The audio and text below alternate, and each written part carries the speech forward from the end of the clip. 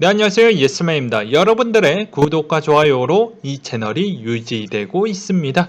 영상 속도는 1.5배를 추천드리는 바이고요. 이번에도 어떠한 소식이 나왔는지 같이 한번 내용을 보도록 하겠습니다. 네, 연준이 보완적 레버리지 비율 완화 조치에 대해서 31일까지 예정대로 종료할 것을 공고하기도 했고요. 그리고 파월 의장이 완화적인 정책 기조를 계속 강조하기도 했습니다.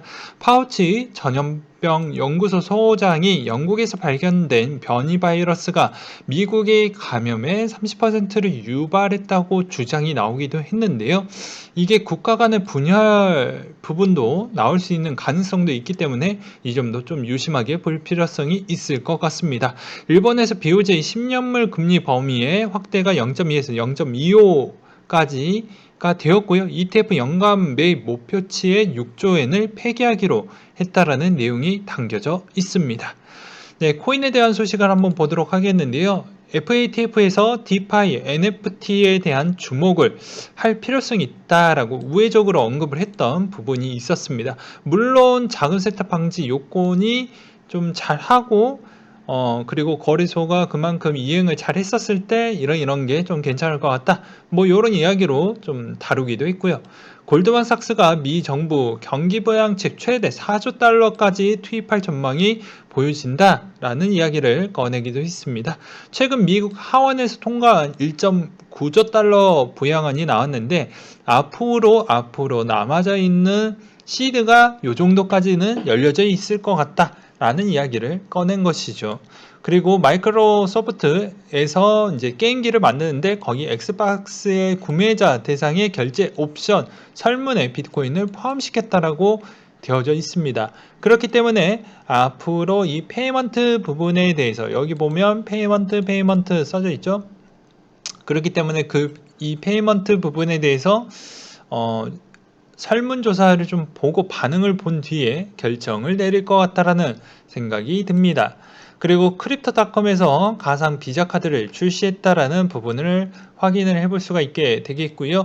유벤투스가 호날두에서 토큰 770개를 지급을 했다라고 하는데 과연 호날두에 대한 반응이 또 어떻게 나오느냐에 따라서 인스타나 이런 쪽에서 또 나오겠죠.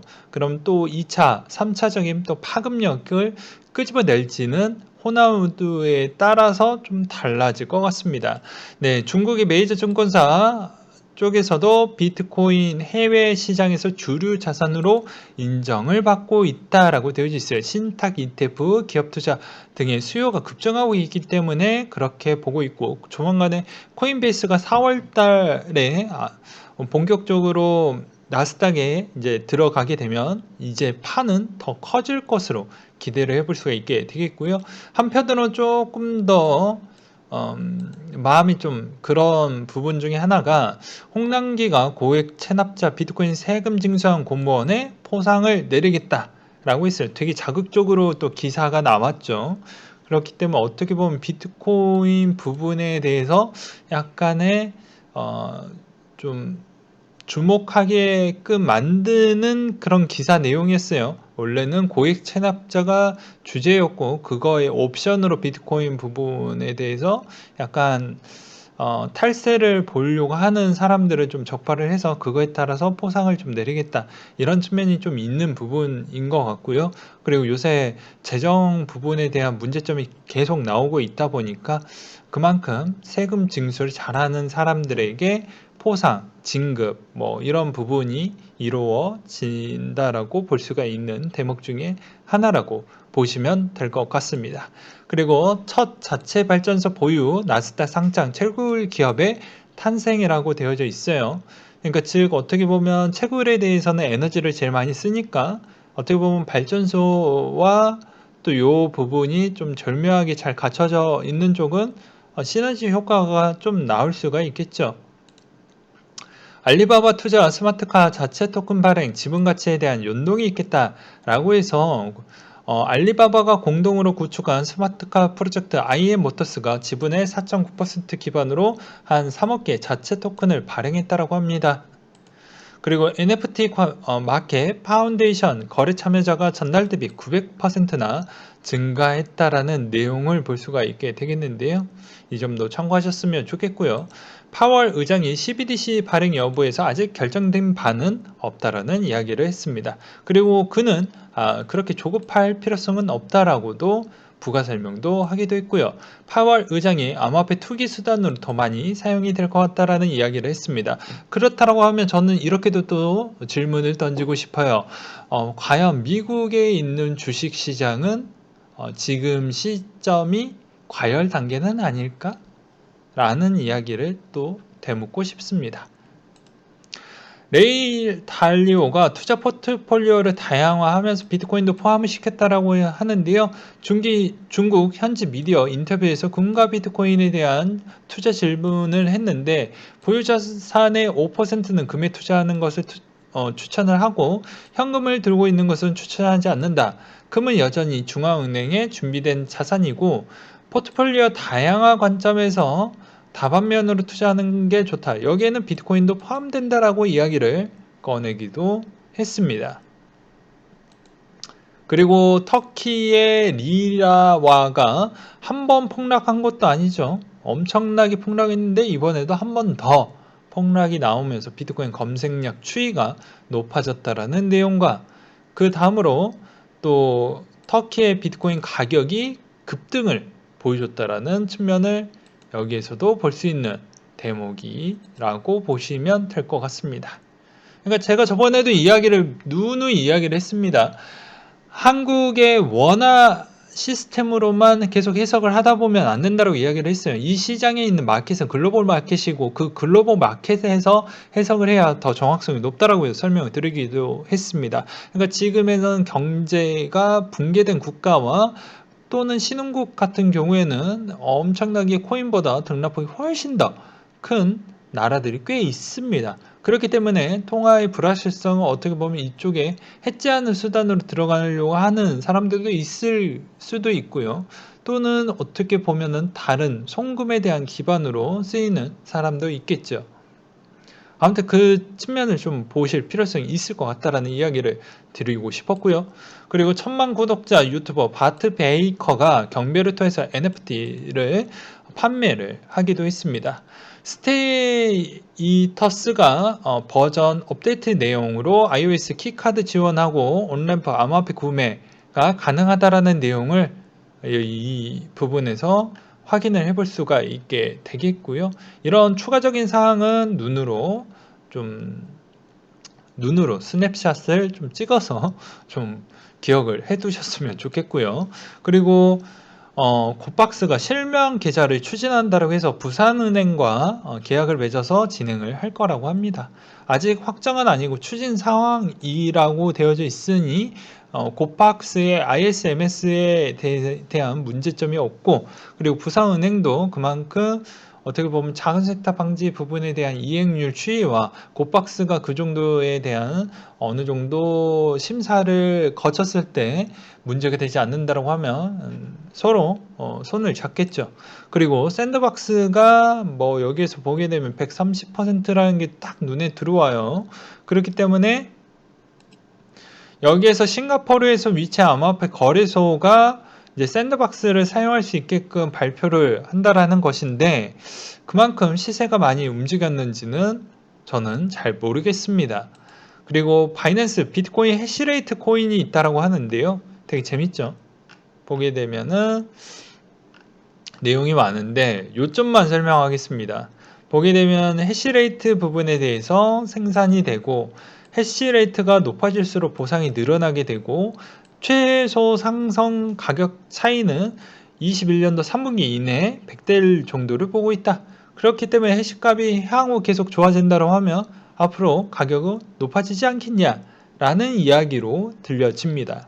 그러니까 이런 측면을 좀 참고하셨으면 좋겠어요. 되게 재밌는 코인이 나오기도 했습니다. 근데 지금 채굴기 자체가 씨앗이 말라버렸기 때문에 아마 올라가긴 할 것 같아요.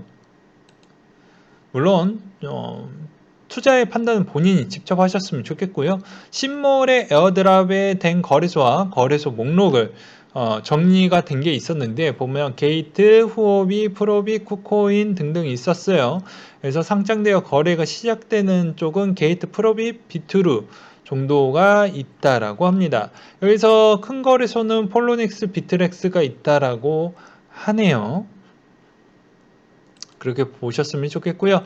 그리고 25일 날 특근법 관련되어져 있는 간단 명료한 정리라고 해서 특근법 주체는 대상은 여러분이 아니라 거래소다. 실명 계좌를 인정하는 거래소, 업비트, 비썸, 코인원 등등 특근법에 매우 안전하게 그리고 실명 계좌 인정하지 않은 작거래소는 폐쇄가 될 것이며 작거래소에 있는 코인은 지갑으로 옮겨 놓는 게 안전하겠다.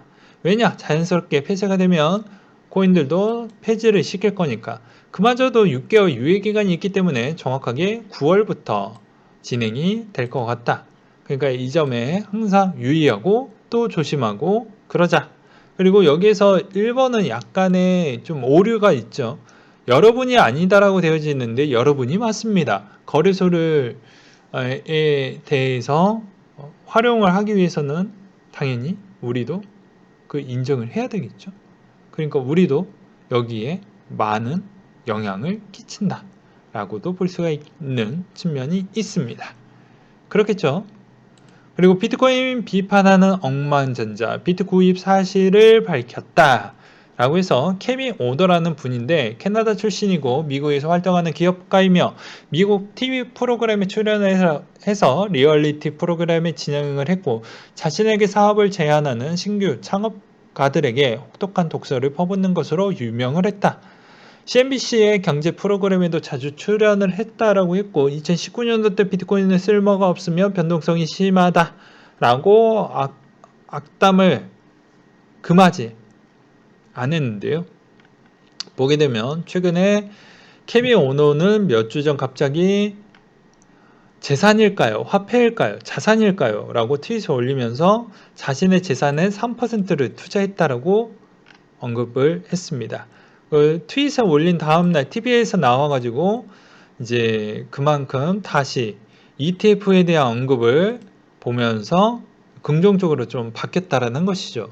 근데 과연 이 부자가 이 사람만 인식이 바뀌었을까요? 저는 그렇게 보지는 않습니다. 여러분들도 각자 한번 생각을 해보셨으면 좋겠어요. 네, 그 다음으로 코인 일정을 좀 보도록 하겠습니다. 모스랜드가 어나운스의 예고가 있다. 커밍순이라고 해서 되어져 있고요. 진리카가 NFT 관련 무언가에 대한 발표를 할 것이다. 오브스가 새로운 스텔스 프로젝트를 발표를 할 것이다 라는 내용과 네오가 이제 아무래도 조만간에 3.0 부분에 토큰 마이그레이션 관련되어져 있는 내용이 당겨질 거라고 합니다. 그 내용이 있고요. 그리고 그 다음으로 SFP가 WHO가 곧 출시될 예정이다라는 내용이 있습니다. 그래서 참여 규칙은 보상 할당 작업 일정과 같은 오퍼링 상황에 따라 달라지게 되고 WHO의 두 파트너가 합류가 될 거라고 되어져 있고요. 코스모스가 어나운스 예고가 있었고요. 시아가 빅 어나운스 예고가 있었습니다. 아이오타도 지갑 출시 예정이 있었고요. 카바가 카바5에 대한 런칭이 있었고 그리고 크립토닷컴의 메인넷이 있고요. 스펜드가 이제 리브랜드 예정과 스트라이크 마켓에 출시를 한다라는 내용, 호라이즌이 3월 말에 메인넷 출시 예정, 그리고 FET가 메인넷 출시 예정, 이더리움이 4월 14일 베를리 하드포크 예정, 아이오타가 4월 21일자에 메인넷 예정이 잠겨져 있습니다. 그리고 세타퓨엘도 메인넷 3.0이 있고요. 퀀텀이 4월 30일날 하드포크가 있습니다. 그리고 폴리메스 1분기 메인넷 런칭이 있고요. 아이콘에 대한 스냅샷 일정도 요런 내용이 있으니 참고만 하셨으면 좋겠습니다. 네, 오늘은 여기까지 준비를 했고요. 항상 여러분들한테 힘이 되고 도움이 되는 예스맨이 되도록 하겠고 오늘 좀 목소리가 작게 들리실 수도 있습니다. 새벽에 방송을 찍다 보니까 그런 점도 좀 양해 부탁드릴게요. 네, 이상으로 마치도록 할게요.